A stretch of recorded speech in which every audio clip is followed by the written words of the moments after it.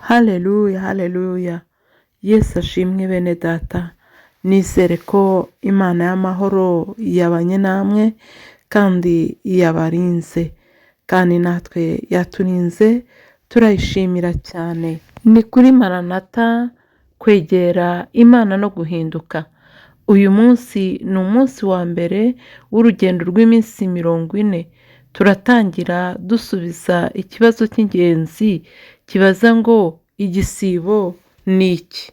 Reka turebe ijambo ry'Imana riboneka mu gitabo cy'umuhanuzi Yoweli ibice 2 umurongo wa 12. Haranditse ngo Uwiteka aravuga ati ariko n'ubu nimungarukire n'imitima yanyu yose mwiyirize ubusa murire muboroge. Iri jambo ritwereka ko igisibo atari ukureka kurya gusa, ahubwo ari ukugarukira Imana n'umutima wawe wose. Ese igisibo ni ukwiyiriza ubusa gusa? Oya, benshi batekereza ko igisibo ari ukwiyiriza ubusa, ukagabanya amafunguro, ukareka ibiryo. Ariko Bibiliya itwereka ko igisibo ari ukugarukira Imana, ari ukwihana, ari ukwisuzuma, ari uguhindura umutima, ugahindukirira Uwiteka. Ntabwo ari igikorwa cyo hanze gusa, ni impinduka z'imbere mu mutima w'umuntu. Ese intego y'igisibo ni iyihe? Igisibo kigamije iki? Igisibo kigamije gusukura umutima, kigamije kwihana ibyaha, kigamije kukwiyegurira Imana, kigamije kugukora isengesho, gukomera mu isengesho, ugasabana n'Imana, ugaca bugufi rwose, ukemera ko uciye bugufi, ukemera ko uri w'igihe gito, ukemera ko ntacyo wakora Uwiteka atari kumwe nawe. Umuntu wubaha Imana by'ukuri mu gisibo yirinda inzangano, yirinda amagambo mabi, yirinda kwirata, yirinda ibyo gutandukana n'Imana ndetse no gutandukana n'abantu. Mu gisibo bitwibutsa yuko turaba igihe gito, kandi icyo gihe gito nacyo cyuzuye umubabaro, cyuzuye intimba n'amaganya ndetse n'agahinda. Ariko kuko Imana itwemerera kuyegera ngo idukize umubabaro, niyo mpamvu duca bugufi imbere yayo, nayo ikatubabarira. Reka ibyo tubisange mu gitabo cy'Itangiriro ibice 3 umurongo wa 19. Haranditse ngo gututubikana ko mu maso hawe niko kuzaguhesha umutsima, urinde ugeza ubwo uzasubira mu butaka kuko arimo wakuwe, uri umukungugu, mu mukungugu nimo uzasubira. Birashoboka ko wajyaga wibaza amagambo cyangwa se ikimenyetso tujya dukorerwa cyo gusigwa ivu bitwibutsa ko turi umukungugu. Dore naha biva mu Itangiriro ibice 3 umurongo wa 19. Turi abantu b'igihe gito, turi umukungugu, kandi mu mukungugu nimo twavuye, ni nabwo tuzasubira. Ariko ubugingo buzasubira kuwa buduhaye. Iki gihe ni igihe cyo kuzirikana Imana, ni igihe cyo kuzirikana aho twavuye, ni igihe cyo kuzirikana aho tugeze, ni igihe cyo kuzirikana ibyo dukora, kandi tukamenya neza yuko ibyo tudakora neza bizadushyira mu rubanza. Ubutumwa bw'uyu munsi rero nashatse kuvuga kuri iki gisibo, kuko rimwe na rimwe hari abacyemera, hari n'abatacyemera. Ariko iyo dusubiye mu ijambo ry'Imana, bivuze ngo niba twemera ijambo ry'Imana kandi iyi minsi ikaba itwibutsa yuko dukwiriye guca bugufi tukegera Imana kurushaho, kandi tukibuka yuko turi umukungugu, kandi mu mukungugu harimo twavuye, ari naho tuzasubira. Biratwigisha guca bugufi kuko icyubahiro ari icy'Imana. Iri somo urifate, abakora ibi ntago bayobye, ahubwo ni ukwibuka yuko hari aho bavuye, hari aho bageze, hari n'igihe kizagera bakajya ahandi hantu. Ibyo bigatuma umuntu azamuka akajya mu ntera ikomeye, akaba umuntu ukomeye, akaba umuntu w'umukire, akaba umuntu w'umukene, akaba umuntu uciriritse, ariko akibuka ko uko yaba ameze kose ntago yacika iri jambo. Iri jambo ntiwaricika wowe muntu uri munsi y'ijuru waremwe ukiriho. Ntago wacika ko uri umukungugu, ntago wacika ko wavuye mu mukungugu, nta nubwo wacika ijambo rivuga ko uzasubira mu mukungugu. Ibyo ni ihame, nta kintu na kimwe cyabihanagura. Niyo wagerageza kubyirengagiza, isi yabikwibutsa. Niyo wagerageza kubyirengagiza, indwara zabikwibutsa.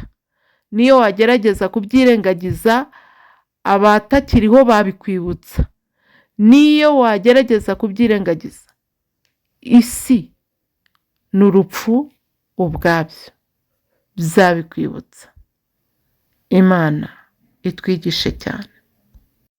Tumaze kwibuka ibyo rero, dukwiye kwibaza iki kibazo tukavuga ngo mbese uyu munsi ndi kugarukira Imana? Umutima wanjye uri kugarukira Imana? Ese ndi kuva mu byaha cyangwa ndi kubijyamo? Amaguru yanjye arimo arajya mu byaha cyangwa amaguru yanjye arimo ari kubivamo, ari kubisohokamo? Amaguru yanjye muri uyu mwanya ari kujya he? Ibintu ni bibiri, hari ukubijyamo no kubisohokamo ukabivamo, ukabihunga. Ibirenge byawe reba aho bireba, biri kureba aho ibyaha biri cyangwa biri kuvaho ibyaha bikorerwa ngo nawe ubone ubugingo buhoraho. Imana yacu twigisha. Ese igisibo cyanjye ni icy'umubiri gusa cyangwa ni icy'umutima? Umuntu ashobora kwiyiriza ubusa kugira ngo abantu bamurebe. Umuntu ashobora kwiyiriza ubusa ndetse akajya gusenga kugira ngo umuyobozi we amenye neza yuko yiyirije, amenye neza yuko anasenze. Ariko bikaba ari ibintu bigaragara mu buryo bw'inyuma, agenda anagaruka, ariko mu mutima bitarimo.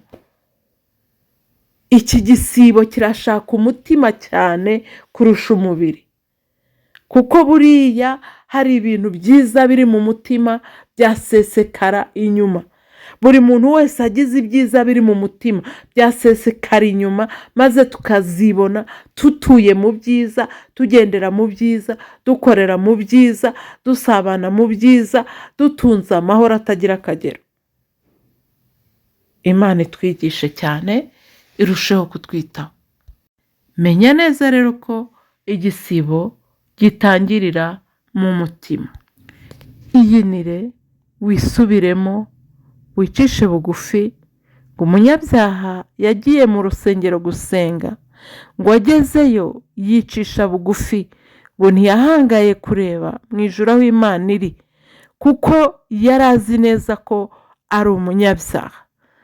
Uyu mwanya reka umutima wawe wongere wibuke umuremyi. Reka ukurure ubwiza bw'Imana bube mu mutima wawe. Reka ukurure ubwami bw'Imana bube mu mutima wawe. Reka uve mu muhengeri w'iby'iyi si. Reka uve mu muyaga w'iby'iyi si.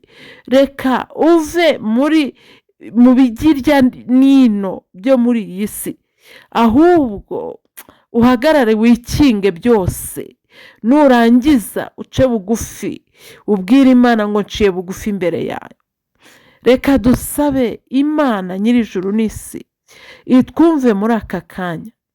Mana nyagasani mutware nyir'ibihe, Imana yaturemye ikaturemera kugira ngo tuzakore imirimo myiza muri Kristo Yesu, no kwibuka iminsi yamaze asenga 40 atarya atanywa ababaye.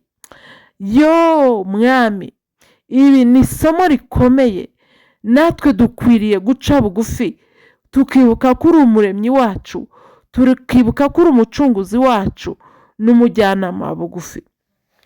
Twigishe ku gisobanuro cy'iyi minsi, twigisha icyo twakora, twigisha uko twakwitwara, twigisha imvugo twagira, twigishe mwami wanjye Imana imihagurukire n'imyicarire yacu mu majya no mu mazi. Twigishe guhinduka, imitima yacu nuyihindure, agakiza kawe kabe mu mitima yacu.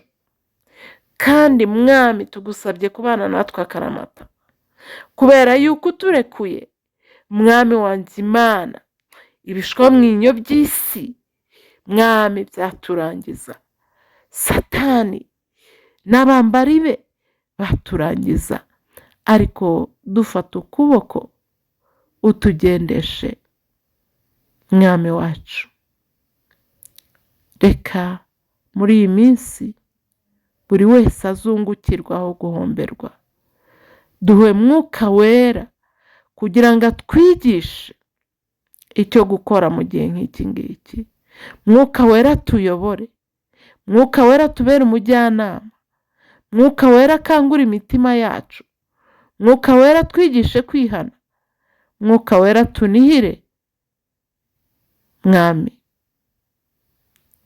urushaho kutwumva, urushaho kutugirira neza, twiteye ivu nk'ikimenyetso cyo guca bugufi. Urakoze ko wumvise gusenga kwacu no kwinginga, mu izina rya Yesu Kristo niho tubyambaje twizeye, amen. Uwiteka abane namwe, kandi kugira neza kwishobora byose kugendane natwe muri iyi minsi dutangiye, tuzirikana neza urukundo umwami wacu Kristo yadukunze akatwitangira.